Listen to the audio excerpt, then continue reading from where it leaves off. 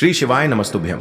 हर हर महादेव। दोस्तों, आप सभी लोग जानते हैं कि 11 सितंबर 2025 यानी गुरुवार को पड़ रही है श्राद्ध महीने की चतुर्थी तिथि। और दोस्तों, ये वो तिथि है जो पितृपक्ष महीने में पड़ने वाली सबसे बड़ी तिथि है, क्योंकि यह गुरुवार के दिन पड़ रही है और इसका बहुत ही बड़ा और विशेष महत्व होता है। पूज्य गुरु जी ने कहा है, अगर कभी भी मौका लग जाए और पितृपक्ष महीने की चतुर्थी तिथि गुरुवार को पड़ जाए तो आप लोगों को 7 चने की दाल वाला उपाय तो अवश्य ही करना चाहिए। इन दोनों का संयोग बहुत ही कम आता है। और दोस्तों, पूज्य गुरु जी ने अपनी शिव महापुराण की कथा में बताया है, इस दिन आपको 7 चने की दाल वाला उपाय तो अवश्य ही करना चाहिए, क्योंकि ऐसा दिन पूरे साल में सिर्फ एक ही बार आता है। और दोस्तों, आप सभी लोग जानते हो कि गुरुवार का अगर सबसे बड़ा कोई उपाय है तो वो 7 चने की दाल वाला उपाय है। तो दोस्तों, इस गुरुवार के दिन आप लोगों को इस 7 चने की दाल वाले उपाय को जरूर करना है। बहुत सारे लोग होंगे जिन लोगों ने इस उपाय को न किया हो, मतलब पूरा साल निकल गया और उन्होंने किसी भी दिन इस 7 चने की दाल वाले उपाय को न किया हो। पर दोस्तों, आपके पास एक आखिरी मौका बचा हुआ है जो कि 11 सितंबर के दिन है। तो इस दिन आप लोगों को इस वाले उपाय को जरूर कर लेना है, भले ही आपने पूरे साल भर इस उपाय को ना किया हो। पर अगर आपने इस पितृपक्ष महीने के गुरुवार के दिन अगर इस वाले उपाय को कर लिया तो आपको इस उपाय को करने का वो फल मिलेगा जिसकी आपने कभी कल्पना भी नहीं करी होगी। इसीलिए आप लोग इस वाले उपाय को एक बार जरूर कर लेना, ताकि आप लोगों के हाथ से यह मौका ना जा सके और आपको इस उपाय को करने का फल मिल सके।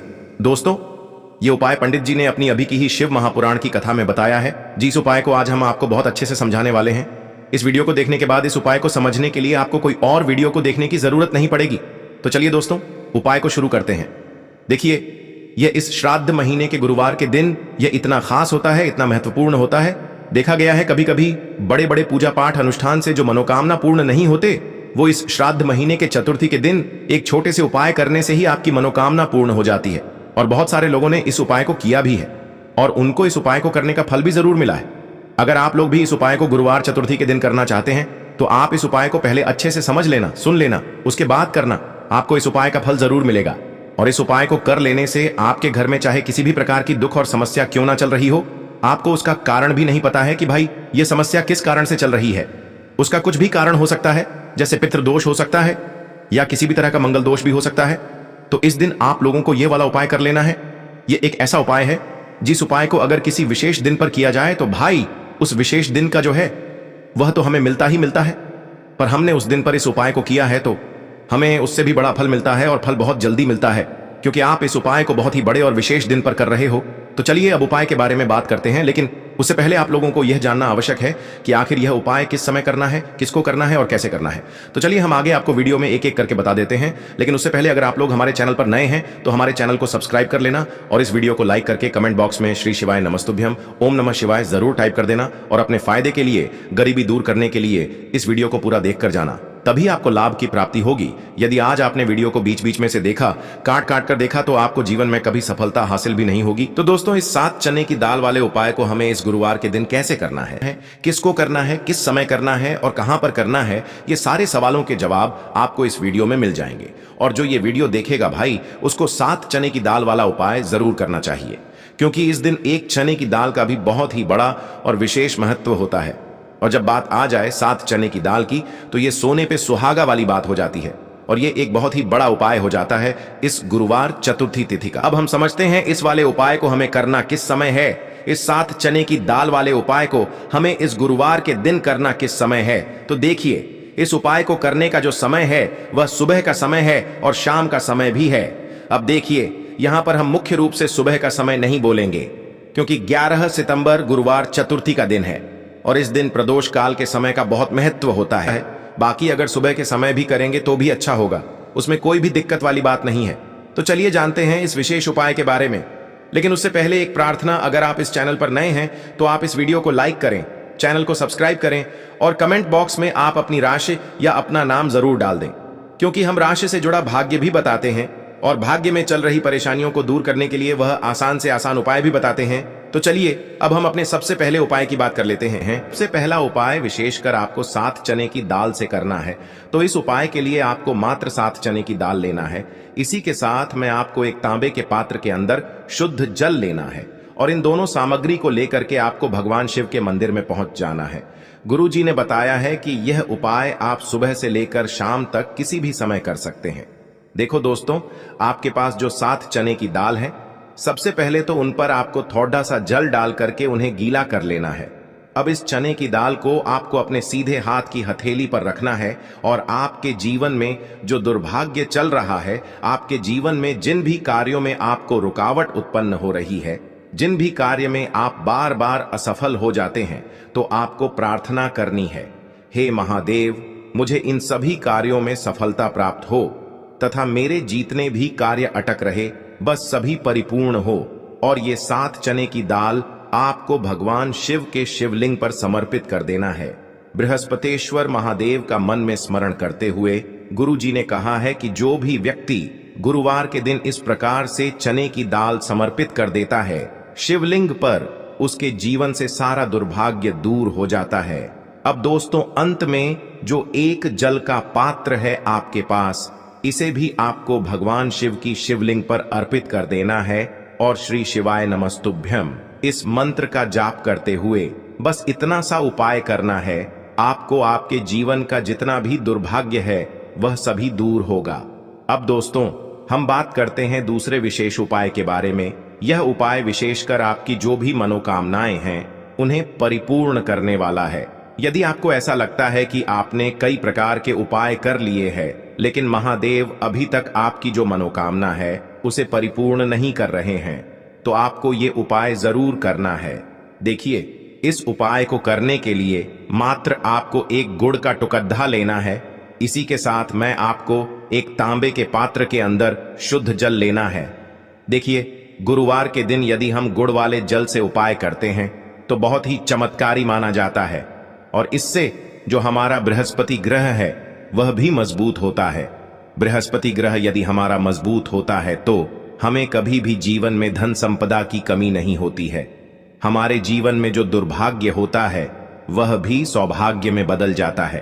तो देखिए दोस्तों, इस उपाय के लिए आपको एक गुड़ का टुकड़ा लेना है, एक तांबे के पात्र के अंदर शुद्ध जल लेना है और इन दोनों सामग्री को लेकर के आपको भगवान शिव के मंदिर में पहुंच जाना है। अब दोस्तों, इसे गुड़ के टुकड़े को आपको उससे जल के पात्र के अंदर डाल देना है और गुड़ से युक्त जल आपको तैयार कर लेना है। आप इस जल को आपको भगवान शिव की शिवलिंग पर अर्पित कर देना है। श्री शिवाय नमस्तुभ्यम इस मंत्र का जाप करते हुए और बृहस्पतेश्वर महादेव का मन में स्मरण करते हुए जो भी व्यक्ति गुरुवार के दिन इस प्रकार से यह गुड़ वाला जल समर्पित कर देता है शिवलिंग पर, उसके जीवन में कैसी भी कोई भी मनोकामना होगी वो हमारे महादेव परिपूर्ण कर देते हैं। तो आपको मनोकामना पूर्ति के लिए ये छोटा सा और सरल सा उपाय भी अवश्य ही करना है। अब दोस्तों, हम बात कर लेते हैं तीसरे विशेष उपाय के बारे में। देखिए दोस्तों, इस उपाय के लिए आपको मात्र एक तांबे के पात्र के अंदर शुद्ध जल लेना है। इसी के साथ में आपको 11 चावल यानी कि अक्षत के दाने लेना है। देखें, चावल के दानों को लेते समय आपको ध्यान रखना है कि ये कहीं से भी टूटे हुए या फिर खंडित नहीं होने चाहिए। इसी के साथ में आपको थोड़ा सा पीला चंदन भी लेना है। अब देखो दोस्तों, सबसे पहले तो इन सभी सामग्रियों को लेकर के आपको पहुंच जाना है भगवान शिव के मंदिर में। देखिए दोस्तों, सबसे पहले तो आपके पास जो चावल के दाने हैं उनमें आपको ये पीला चंदन थोड़ा सा डाल देना है और उन चावल के दानों पर आपको थोड़ा सा जल डाल करके उन्हें गीला करना है, यानी कि उन चावल के दानों को आपको पीला कर लेना है। इसी प्रकार सबको इन चावल के दानों को तैयार करना है, यानी कि यह जो चावल के दाने हैं स्वर्ण के समान हो चुके हैं और ये जो आपने चावल के दाने स्वर्ण के समान जो तैयार किए हैं, इन्हें आपको भगवान शिव के शिवलिंग पर समर्पित कर देने हैं बृहस्पतेश्वर महादेव का मन से स्मरण करते हुए। देखो, गुरुजी ने बताया है कि जो भी व्यक्ति पीले चंदन से युक्त इन चावल को तैयार करके शिवलिंग पर गुरुवार के दिन इस प्रकार से समर्पित कर देता है, उसके जीवन में जितना भी दुर्भाग्य है वह सभी दूर होने लगता है और जीवन की जो दरिद्रता है उससे भी उसको मुक्ति मिलने लगती है। अब दोस्तों, अंत में जो आपके पास एक तांबे के पात्र के अंदर जल है, इसे भी आपको भगवान शिव के शिवलिंग पर अर्पित कर देना है। श्री शिवाय नमस्तुभ्यम इस मंत्र का जाप करते हुए और बृहस्पतेश्वर महादेव का मन में स्मरण करते हुए देखिए, ये सभी उपाय छोटे छोटे हैं लेकिन इनका जो फायदे हैं वह बहुत ही अधिक मिलेंगे। आपके जितने भी कार्य हैं वह सभी सिद्ध होते चले जाएंगे। आपके जितने भी कार्य में आपको रुकावटें आ रही हैं बस सभी दूर होती जाएंगी। दोस्तों, अब हम बात कर लेते हैं चौथे विशेष उपाय के बारे में। इस उपाय के लिए आपको लेना है 11 चावल के दाने। गुरु जी ने कहा है चावल के दाने खंडित नहीं लेने हैं, बिल्कुल साबुत होने चाहिए। उसके साथ में आपको लेना है एक बेलपत्र। बेलपत्र का भी एक नियम है, अगर आपके पास बेलपत्र नहीं है तो आप शिवलिंग से उठाकर उसको पुनः शुद्ध जल से धोकर इस्तेमाल कर सकते हैं। इस प्रकार आपको बेलपत्र लेना है। इसके बाद आपको एक लोटा जल लेना है। अब ये सब सामग्री लेकर आपको जाना है महादेव के मंदिर में। देखो, अब आपको उत्तर साइड में खड़े हो जाना है और सबसे पहले आपको एक बेलपत्र अपने हाथ पर और 11 चावल दाने रखकर शिवलिंग के ऊपर अपना नाम और गोत्र बोलते हुए समर्पित कर देना है और ओम नमः शिवाय श्री शिवाय नमस्तुभ्यं का लगातार जाप करना है। अब आपको जो एक लोटा जल साथ में लेकर आए थे उसे धीरे धीरे बेलपत्र और चावल दाने के ठीक ऊपर आपको समर्पित करते जाना है और शिव पुराण के मूल मंत्र श्री शिवाय नमस्तुभ्यं का 11 बार जाप करना है और अपनी मनोकामना बोलते जाना है। देखो, बस छोटा सा उपाय करना है, देखना एक दिन आपके सब काम बनने लग जाएंगे। गुरु जी का बहुत ही विशेष उपाय है। चलते हैं तीसरे उपाय की तरफ। देखिए, इस उपाय के लिए आपको 2 दीपक लेने होंगे। दोनों ही दीपक आप मिट्टी के भी ले सकते हैं और दोनों ही दीपक आप शुद्ध आटा मढ़कर उनके भी तैयार कर सकते हैं। अब दोस्तों, दोनों ही दीपक के अंदर आपको शुद्ध घी का प्रयोग करना होगा और एक दीपक के अंदर आपको गोल रुई की बाती का प्रयोग करना होगा और एक दीपक के अंदर आपको लंबी बाती का प्रयोग करना होगा। लंबी बाती वाले दीपक के अंदर आप मौली वाला जो धागा आता है कलावा का, उसकी बाती का प्रयोग भी आप लंबी पाती वाले दीपक के अंदर कर सकते हैं। देखिए, 2 दीपक वाला ये चमत्कारी उपाय केवल गुरुवार की रात्रि में ही किया जाता है, इसीलिए आपको इस उपाय को बहुत ही ध्यान से समझना। इसी के साथ में आपको 11 काले तिल के दाने लेना है और इसी के साथ में आपको मात्र 1 चुटकी हल्दी भी लेनी होगी। अब दोस्तों, यह सभी सामग्री लेकर के आपको रात्रि के समय पहुंच जाना है अपने घर में, जहां कहीं भी तुलसी जी का पौधा, तुलसी माता का निवास स्थान है, वहां पर देखिए दोस्तों, सबसे पहले तो आपके पास जो एक गोल बाती का दीपक, उसे आपको तुलसी जी के वहां पर प्रज्वलित करना है। दीपक को प्रज्वलित करते समय आपको ओम नमो भगवते वासुदेवाय इस मंत्र का 11 बार जाप कर लेना है। अब देखिए दोस्तों, आप जो 11 काले तिल के दाने लेकर के आए हैं उन्हें आपको अपने सीधे हाथ में रखना है और जो आपने गोल बाती वाला दीपक प्रज्वलित किया है माता तुलसी जी के वहां पर, उसके ऊपर से आपको इन 11 काले तिल को घड्डी की दिशा में घुमाना है। आपको अपना नाम और अपनी गोत्र को बोल देना है और फिर आपको इन काले तिल को उससे जलते हुए दीपक के अंदर डाल देने हैं। देखिए, काले तिल भगवान विष्णु के पसीने से उत्पन्न हुए हैं और जब भी हम यह दीपक गुरुवार की रात्रि में प्रज्वलित करते हैं तो इससे हमें हमारे कर्ज में राहत मिलती है, हमारे जीवन में धन प्राप्ति के नए नए मार्ग खुलते हैं, हमारा अगर कोई भी कार्य रुका हुआ है तो वह भी परिपूर्ण होता है। देखिए, गोल बाती का जो दीपक है विशेषकर हम माता तुलसी के वहां पर भगवान विष्णु और माता लक्ष्मी के निमित्त प्रज्वलित कर रहे हैं, क्योंकि गुरुवार का जो दिन है वह विष्णु भगवान और माता धन लक्ष्मी को समर्पित होता है। इस प्रकार से आपको ये दीपक प्रज्वलित कर देना है। अब जो आपके पास लंबी बाती का दीपक है, 1 चुटकी हल्दी है, तो इससे आपको लेकर के पहुंचना है अपने घर के मंदिर में। आपके घर के मंदिर में माता लक्ष्मी की जो भी प्रतिमा ही मूर्ति है उनके सामने सबसे पहले तो आपको ये लंबी बाती का दीपक रखना है, फिर आपको दीपक को प्रज्वलित कर देना है।